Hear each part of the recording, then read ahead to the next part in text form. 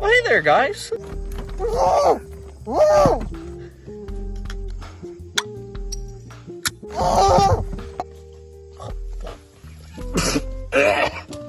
it's in my fucking eyes. Fucking son of a bitch! Like, imagine this shit in Soviet Russia. They would not have this. Is this what you want, YouTube? You want me crucified? Yeah. The Amish are in Florida.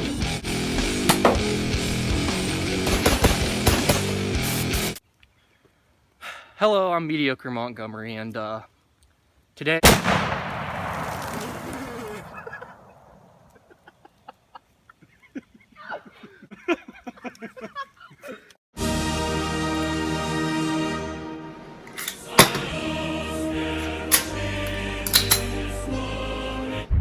Jesus Christ, Jesus Christ. Hello, I'm Mediocre Montgomery.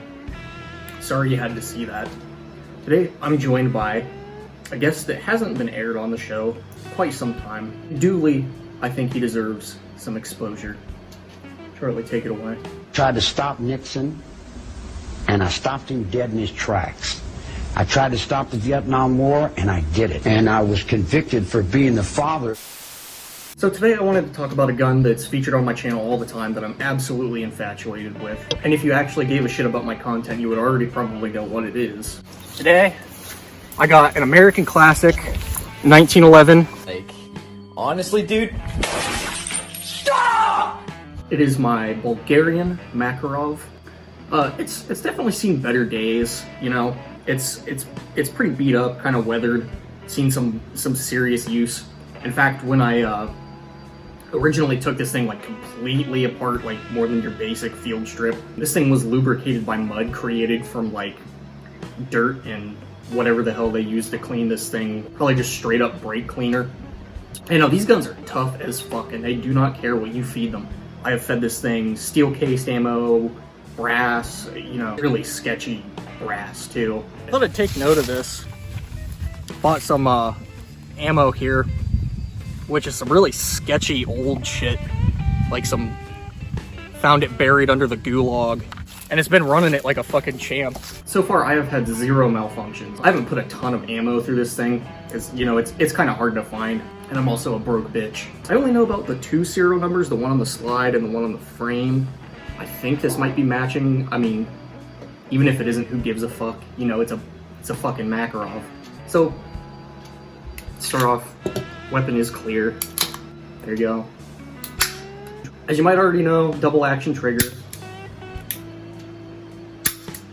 Not a bad trigger. I mean, I'm by no means an expert on triggers. You know, most of the stuff I buy is obsolete garbage at this rate.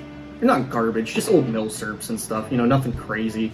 So I don't think I've ever actually experienced a crisp, sent by the gods trigger. You know, it's definitely not bad. It fires the 9x18 Makarov cartridge, which I think it's a little fatter and it's just a millimeter shorter than 9x19, which is the 9mm everyone's familiar with, and a millimeter taller than 380, which is 9x17.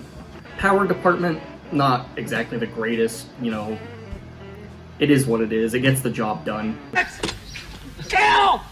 Kill! Kill! Filthy bastards coming! And a lot of people really consider these great concealed carry pistols. I mean, it's not like the thickest gun ever, and it's not like the thinnest. Certainly considered carrying it, and I probably will end up carrying it. The safety acts as a decocker, which is a really nice touch. Fixed iron sights, I mean, I don't know how well I'm lining that up. Just kind of basic rudimentary stuff. It gets the job done. Without our government, you'd be stuck in Siberia now, sucking the juice from a rotten commie potato. Standard Bakelite grips, which I love. I think they are sexy as fuck. A little lanyard loop, which is kind of cool. Another one of the things I do kind of like about this gun is it's the same way with Phillips Tokarev.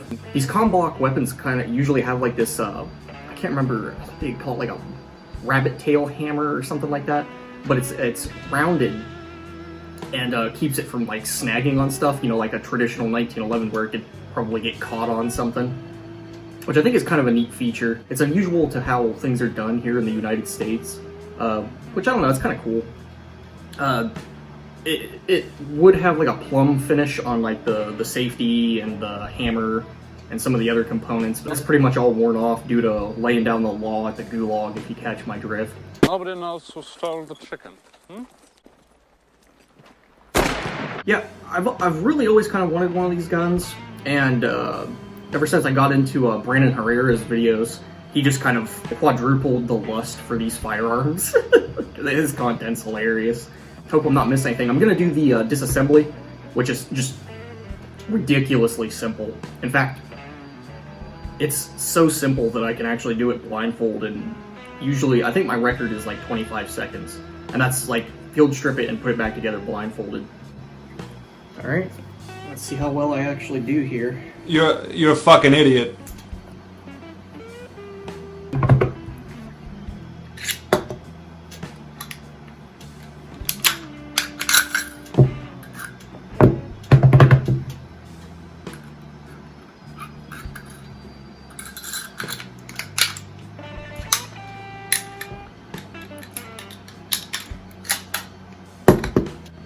One of the major gripes I have about the gun is the magazine.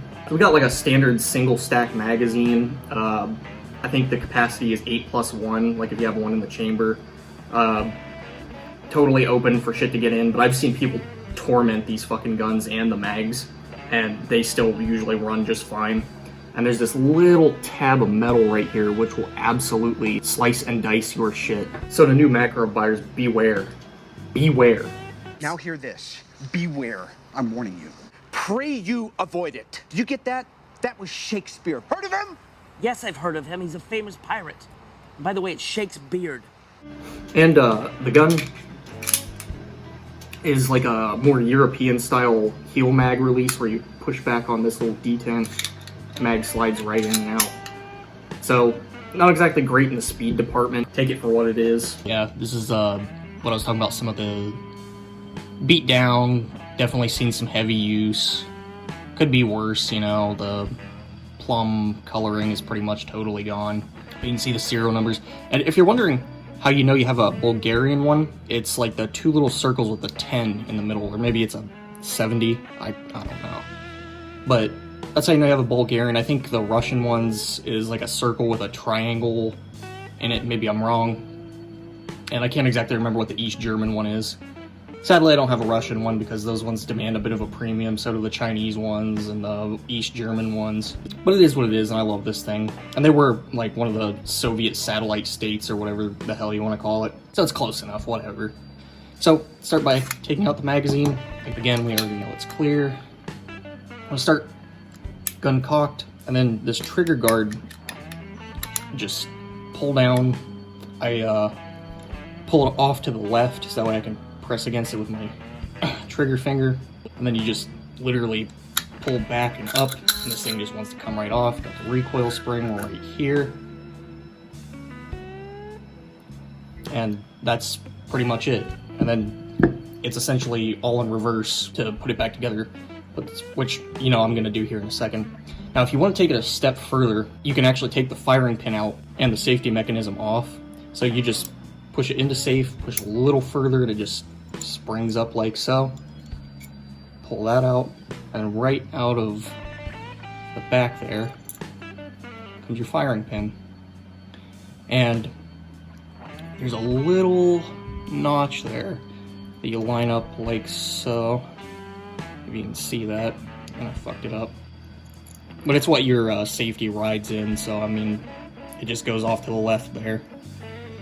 You can fit this back in. This goes back in. Push it back down. Get ready to go. Like I said, recoil spring goes right back on. Like so. Slide.